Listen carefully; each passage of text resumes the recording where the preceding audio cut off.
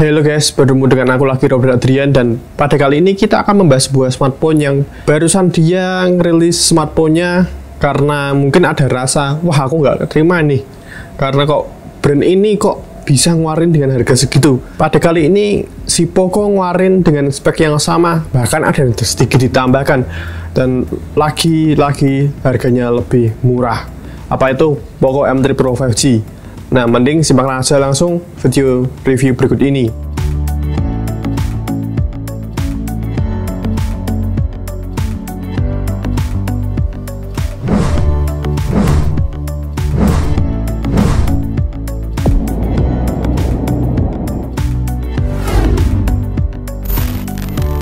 Hal yang pertama akan kita bahas adalah seperti biasa adalah sebuah desain. Desain dari Poco M3 Pro 5G ini sungguh sangat fresh ya ketimbang brand-brand lain, dimana brand lain ya nyontoh miliknya siapa. Untuk saat ini kayaknya Poco sering banget untuk tidak menyontoh brand merek lain, melainkan hanya membuat brandnya, bikin desainnya sendiri.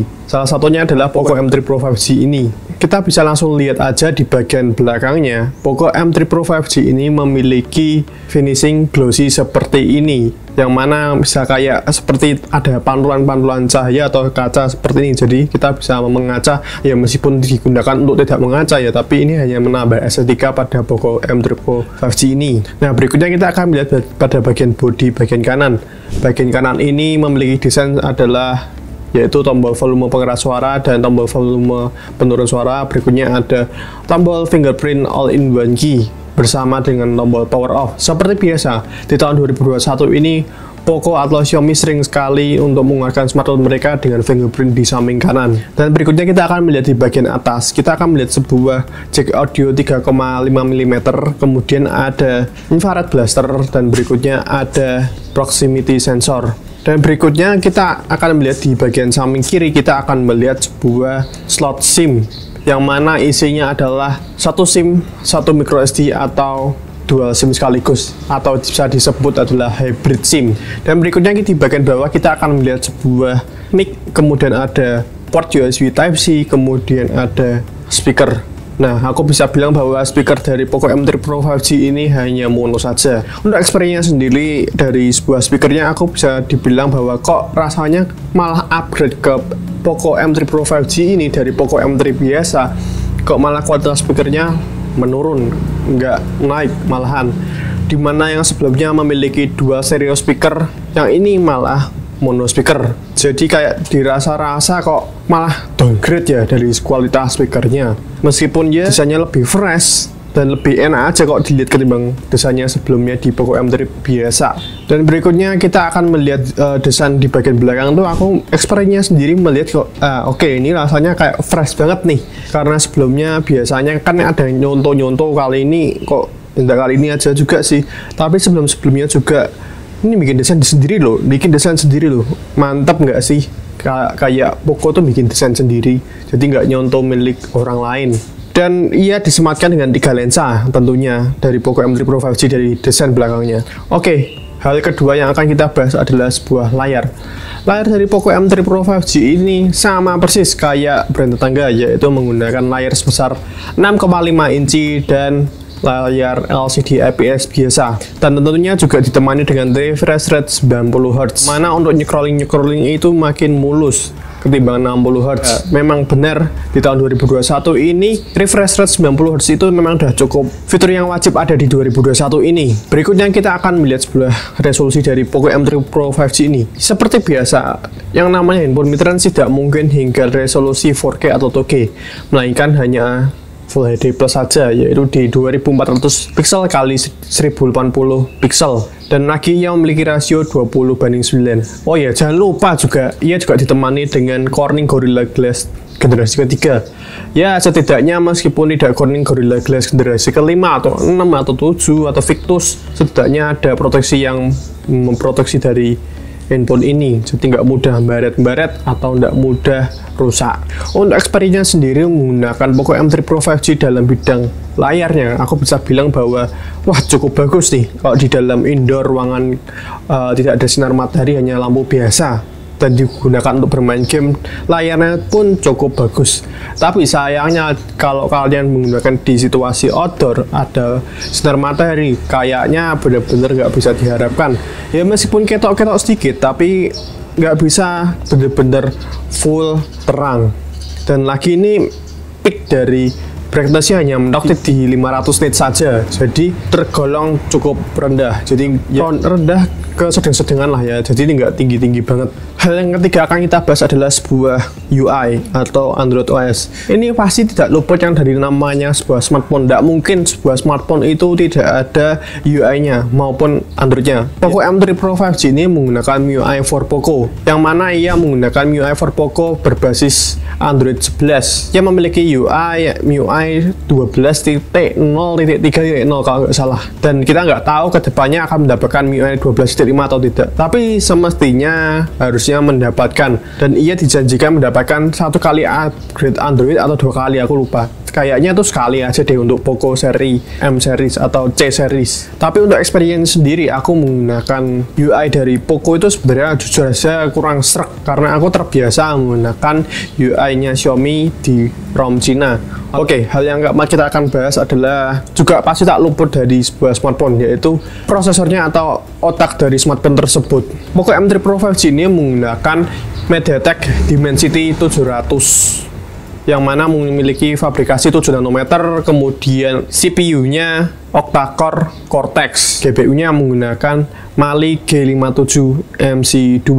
Apalagi ini dipadukan dengan RAM 4GB, memori 64GB. Ya dirasa-rasa untuk bermain game cukup banget dan cukup memuaskan, aku bisa bilang. Kita akan bahas salah satunya adalah sebuah game Mobile Legends dari Poco M3 Pro 5G ini cukup unik, dimana brand tetangga pada RAM-nya pada saat itu 8GB, memori 128GB. Grafiknya mentok hanya di high saja, kemudian hover mode on. Tapi untuk di Poco M3 Pro 5G ini, ya ini ngaruhnya ke UI ya mungkin. Ya menggunakan RAM 4GB saja, memori 64GB, berbasis UFS Storage 2.2, tapi bisa mentok di grafik ultra. Heran nggak sih?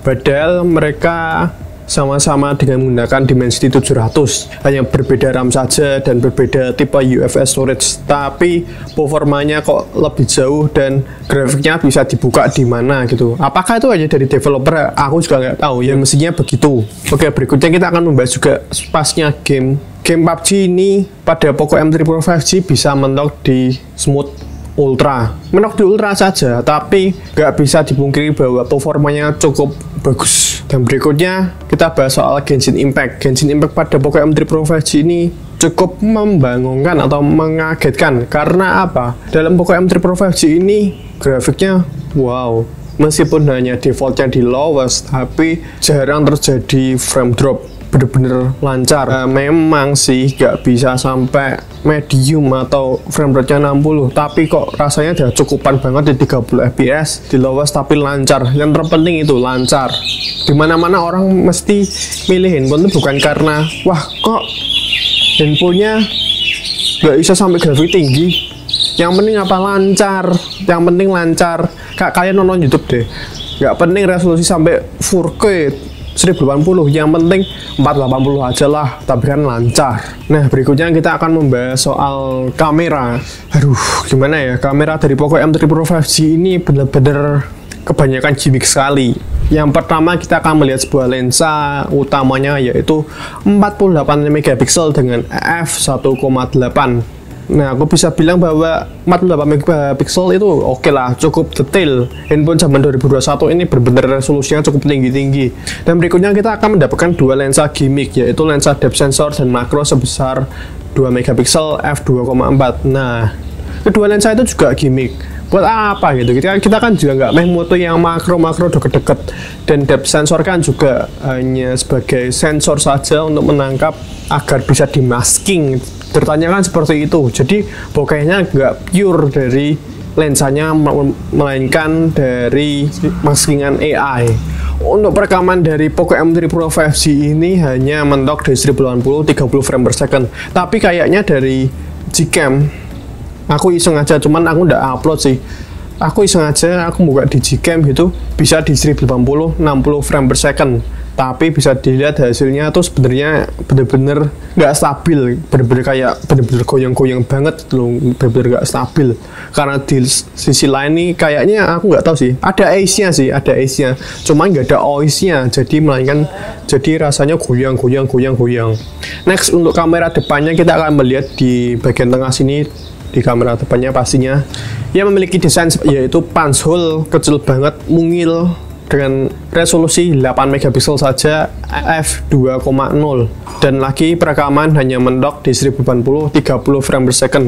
Bener-bener standar aja, karena yang namanya handphone di midrange tuh mau minta apa sih? Mau sampai perekaman di 4K 60 fps di kamera depannya kan nggak mungkin. Orang yang flagshipnya aja milik Xiaomi aja nggak sampai segitu, mau minta segitu yang untuk midrange kan nggak mungkin. Jadi standar aja. Untuk hasilnya kalian bisa lihat pada tayangan berikut ini, hasil foto dan video dari Poco M3 Pro 5G ini.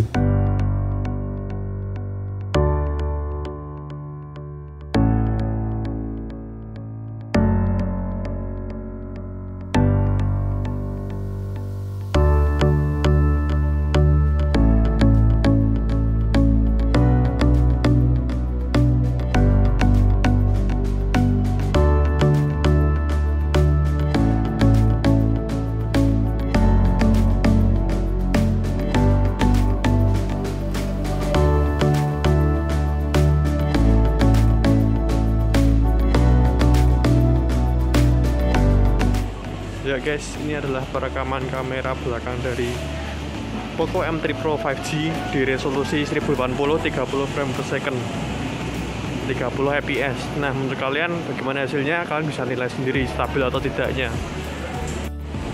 Ya guys, ini adalah perekaman kamera depan dari Poco M3 Pro 5G di resolusi 1080 30 frame per second. Menurut kalian gimana hasilnya? Bagus atau enggak? Kalian bisa nilai sendiri sesuai kriteria kalian masing-masing. Berikutnya kita akan membahas soal keamanan dari Poco M3 Pro 5G. Ya, sangat dipentingkan sebuah pengamanan.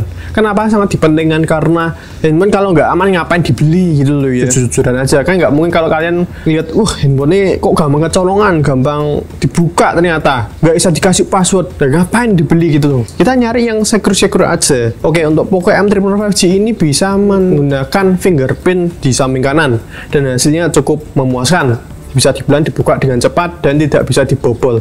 Bukan tidak bisa dibobol sih, lebih tepatnya lebih oke untuk pengamanannya di Poco M3 Pro 5G ini. Dan berikutnya kita akan melihat sebuah kamera yang berisi 2 dimensi face unlock, yang mana hasilnya ya oke-oke aja. Aku juga jarang memakai untuk face unlocknya, karena buat aku sekali lagi dari video sebelumnya aku sering mengatakan bahwa face unlock nggak aman-aman banget, bisa dibobol. Ya, oke lah, ada face unlock tuh penambahan fitur saja. Untuk ketahanan baterai dari Poco M3 Pro 5G ini, wah, super duper. Poco M3 Pro 5G ini bisa mengecas dengan daya 18 watt dan memakan waktu 1,5 jam atau hampir 2 jaman lebih ya, kurang lebihnya segitu, antara 1,5 jam sampai 2 jam. Dan ia memiliki baterai sebesar 5000 mAh. Baterainya benar-benar cukup monster, dan lagi ini untuk daya tahannya tuh bisa sampai 1 harian banget, bisa memenuhi kebutuhan kalian. Untuk kebutuhanku sendiri ini bisa sampai 2 harian.